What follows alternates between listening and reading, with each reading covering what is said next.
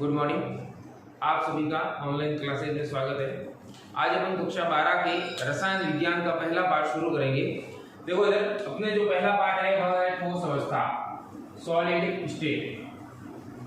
ठोस अवस्था क्या है तो लगभग आप सभी जानते ही हैं। पदार्थ जो है वह प्रकृति में तीन रूपों में उपस्थित होता है, ठोस, द्रव और गैस।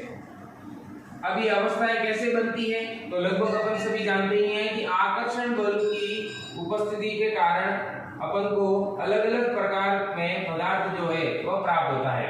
ठोसों में आकर्षण बल अधिक होता है। अब ये आकर्षण बल होता कहाँ है तो कणों के मध्य में।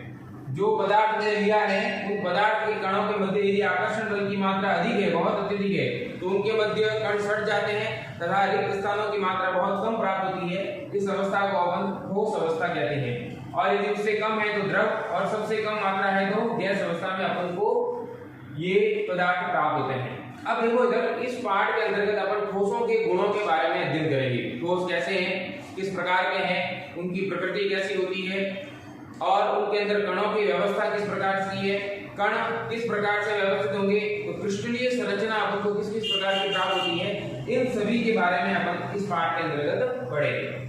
देखो इधर ठोसों के यदि भौतिक गुणों की बात करें तो ठोसों के भौतिक गुणों में यदि अपन देखें तो सबसे पहली बात तो ये कठोर होते हैं। दूसरी बात, इनके कणों के मध्य जो रिक्त स्थान है वह बहुत कम होता है। तीसरी बात जो अपन जानते ही हैं, आकर्षण बल जो है वह अत्यधिक होता है। आकर्षण बल अत्यधिक है, इसी कारण पदार्थ जो है वह अपन को ठोस अवस्था या कठोर अवस्था में अपन को प्राप्त होता है।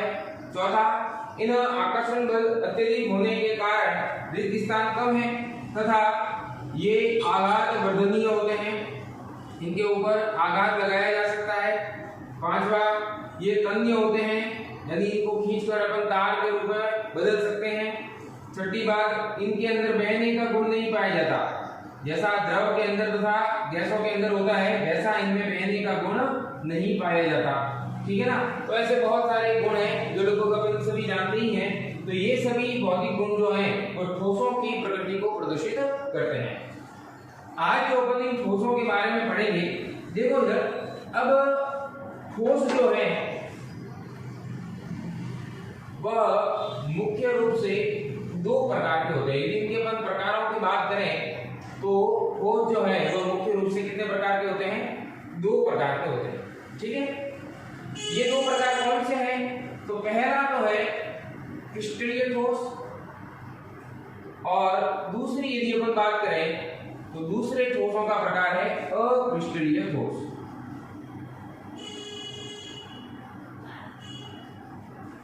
क्रिस्टलीय ठोस तथा अक्रिस्टलीय ठोस। देखो इधर मैं इनका एक उदाहरण लेकर अपन को समझते हैं। यदि मैं क्रिस्टलीय ठोस की बात करूं तो मैंने जैसे ले लिया NaCl, सोडियम क्लोराइड, ठीक है ना। और मैं अक्रिस्टलीय ठोस की बात करूं तो मैंने ले लिया रबर, या जिनको अपन प्लास्टिक भी ले सकते हैं। ठीक है, इसके अलावा बहुत सारे हैं, क्वार्ट्ज वगैरह, क्वार्ट्ज नहीं है। अपन देखेंगे NaCl के अलावा जो है हीरा है वगैरह, तो ये सभी किसके अंतर्गत आते हैं, क्रिस्टलीय ठोसों के अंतर्गत आते हैं। अब देखो इधर क्रिस्टलीय ठोसों की यदि बात करें तो यदि मैं पहला पॉइंट इनमें देखूं तो क्रिस्टलीय ठोस जो होते हैं वह वास्तविक ठोस कहलाते हैं।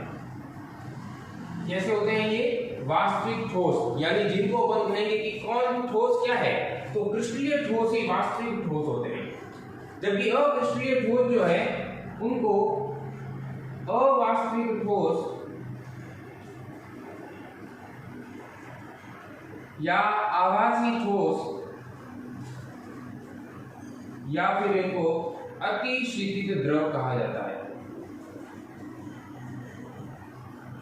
ये इनके नाम कह सकते हैं कि भाई क्रिस्टलीय ठोस जो है वे वास्तविक ठोस होते हैं। यदि अपन किसी ठोस के गुणों की यदि बात करें तो अपन मुख्य रूप से क्रिस्टलीय ठोस या वास्तविक ठोसों की बात करेंगे। जबकि दूसरे प्रकार के जो ठोस हैं जिनको अपन जैसे रबर ले रहे हैं, प्लास्टिक ले रहे हैं, तो ये कैसे होते हैं, अवास्तविक ठोस होते हैं, या जिनको आभासी ठोस कहते हैं। ये दिखने में तो ठोस हैं लेकिन कुछ प्रकृति जो है वह ठोसों से भिन्न हो सकती है। दूसरा, इनको अपन अतिशीतित द्रव कह सकते हैं। अतिशीतित द्रव का अर्थ क्या होता है कि ऐसे द्रव जिनको इतना ठंडा कर दिया गया है कि वह किस में बदल गए हैं, ठोस में बदल गए हैं, तो ऐसे ठोस क्या कहलाएंगे, अक्रिस्टलीय ठोस कहलाएंगे। इनमें यदि अपन उदाहरण लें तो कांच भी ले सकते हैं, ठीक है ना। अब देखो इधर दूसरी जो बात करें, अब इनकी ये जो प्रकार बने क्रिस्टलीय ठोस तथा अक्रिस्टलीय ठोस, तो उनका मुख्य आधार क्या है, तो कणों की व्यवस्था, कणों की व्यवस्था, ठीक है ना।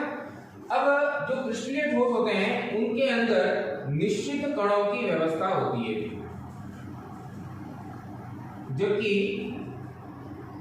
जो अक्रिस्टलीय ठोस होते हैं इनके अंदर निश्चित कणों की व्यवस्था नहीं होती।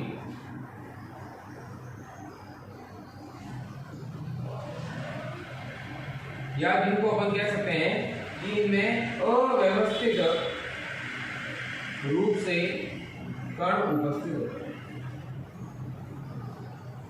ठीक है ना।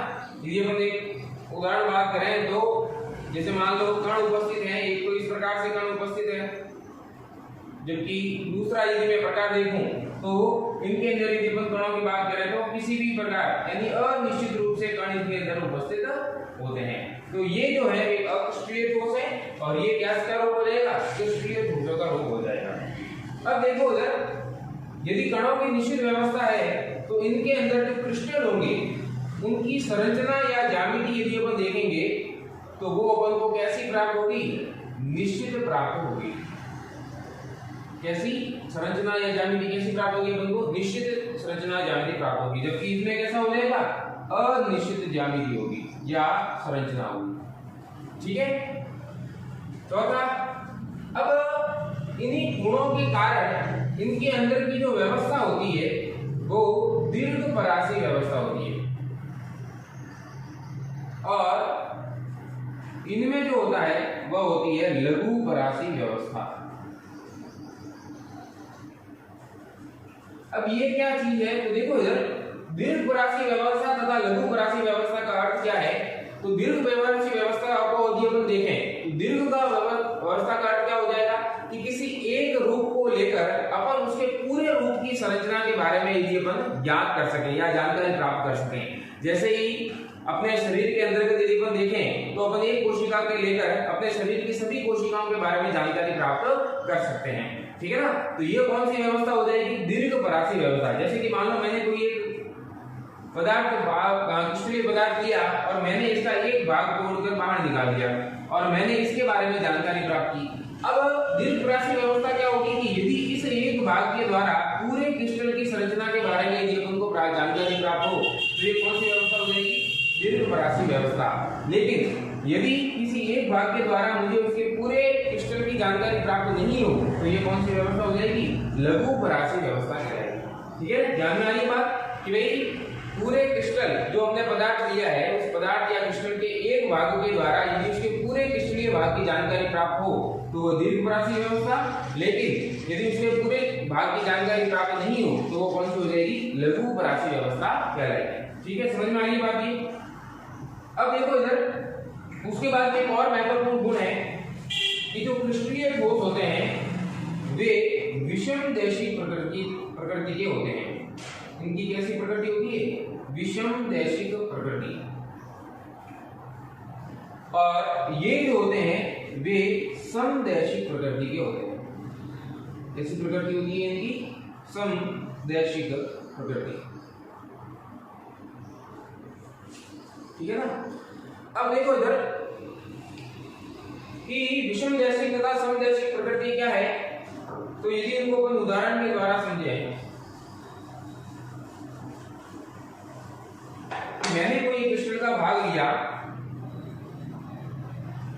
और इनमें अपन को ध्यान में है कि मेरे को अलग अलग प्रकार के मान लो कण उपस्थित है इनमें, ठीक है।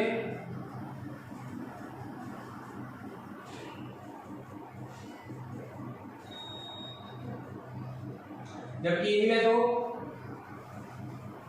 अनिश्चित क्रम में कण उपस्थित होते हैं, ठीक है ना। तो इनका कोई निश्चित क्रम तो है ही नहीं, तो ये सभी आपके अक्रिस्टलीय ठोस का एक भाग हो जाएगा। देखो इधर ये विषमदैशिक होते हैं, जबकि ये कैसे होते हैं, समदैशिक प्रकृति के होते हैं। विषमदैशिक प्रकृति का अर्थ क्या होता है कि अलग अलग दिशाओं में जाने पर यदि समान गुणों की प्राप्ति हो तो वो तो होगा समदैशिक, और अलग अलग दिशाओं में जाने पर अलग अलग गुणों की प्राप्ति हो तो वो कौन सा हो जाएगा, विषमदैशिक प्रकृति का होगा। तो समझ में आ गई बात कि भाई अलग अलग दिशाओं में जाने पर यदि समान गुणों की प्राप्ति हो, अलग अलग दिशाओं में जाने पर समान गुणों की प्राप्ति हो तो वो तो क्या हो जाएगा आपके समदैशिक, क्या हो जाएगा समदैशिक। जबकि विषमदैशिक क्या होते हैं, अलग अलग दिशाओं में जाने पर अलग अलग गुणों की प्राप्ति हो। ठीक है ना, अलग अलग दिशाओं में जाने पर यदि समान गुण प्राप्त हो तो समदैशिक, और अलग अलग दिशाओं में जाने पर अलग अलग गुणों को प्राप्त हो तो वो विषमदैशिक। जैसे कि मान लो मैं इनको एक तीर के द्वारा देखूं तो यदि मैं इस दिशा में जाता हूं तो इस तीर के इधर एक जैसे कण है, इधर भी एक जैसे हैं। यदि ये का ये मैं यदि ये स्थिति ले लूं जैसे कि ये वाला, तो देखो इधर एकांतर क्रम में इन गुणों की प्राप्ति हो रही है। ठीक है ना, तो ये विषमदैशिक प्रकृति। जबकि इनमें मैं किसी भी दिशा में जाऊंगा मुझे एक जैसे गुण ही प्राप्त होंगे। तो ये इनका मुख्य गुण है। क्रिस्टलीय ठोस जो है वो विषमदैशिक प्रकृति के, जबकि अक्रिस्टलीय ठोस समदैशिक प्रकृति के होते हैं। ठीक है, उसके बाद में एक लास्ट गुण यदि अपन देखें तो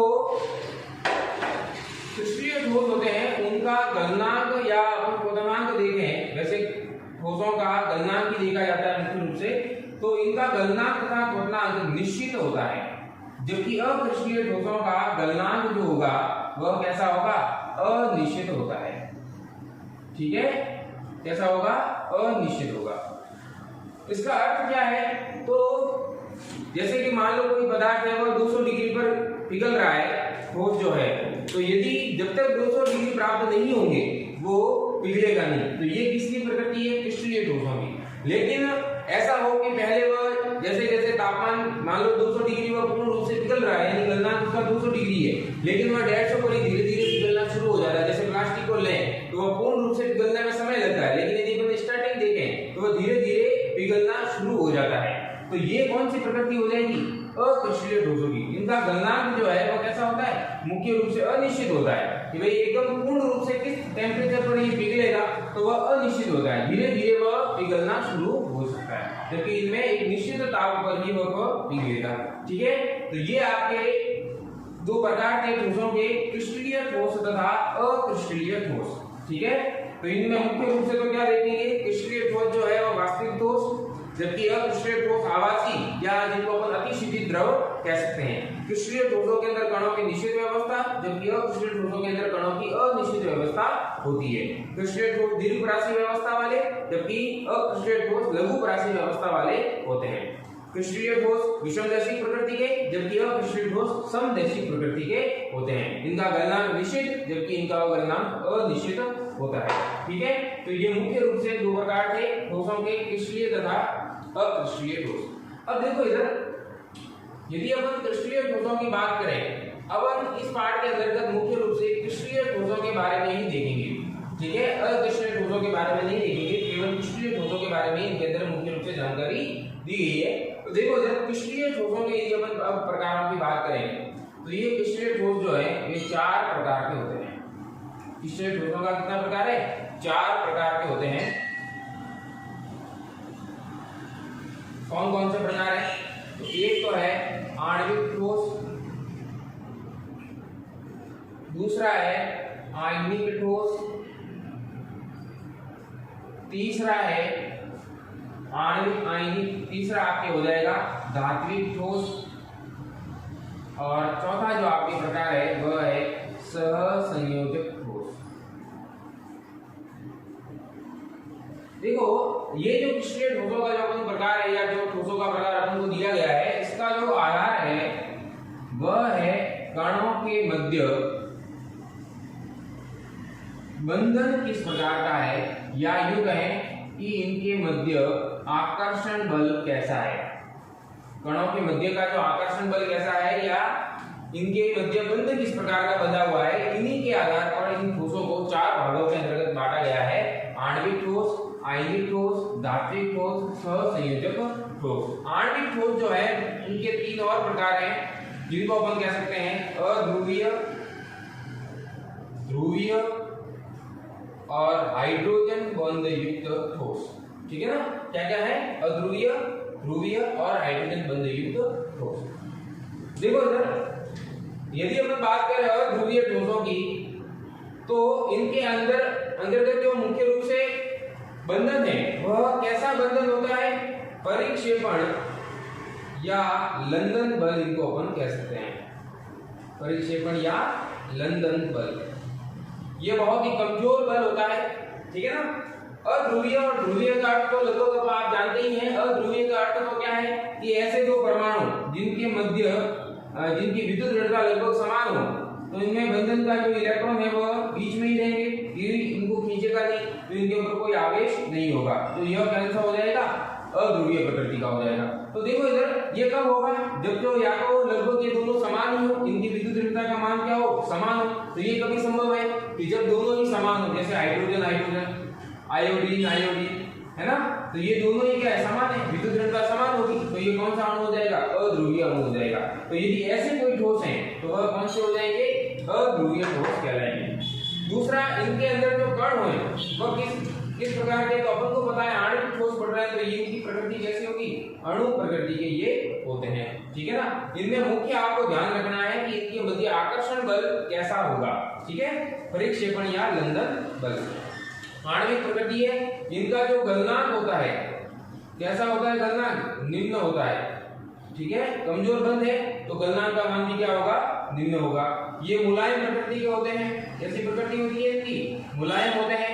और उनके बाद में ये विद्युत रोधी होते हैं, यानी विद्युत धारा का प्रवाह इनमें नहीं होता। उदाहरण तो आप देख ही सकते हैं, जैसे H2, I2, O2, N2, Ar, ये जो प्रिय गैसों के जो प्रकार हैं वो भी अध्रुवीय के अंतर्गत ही आएंगे।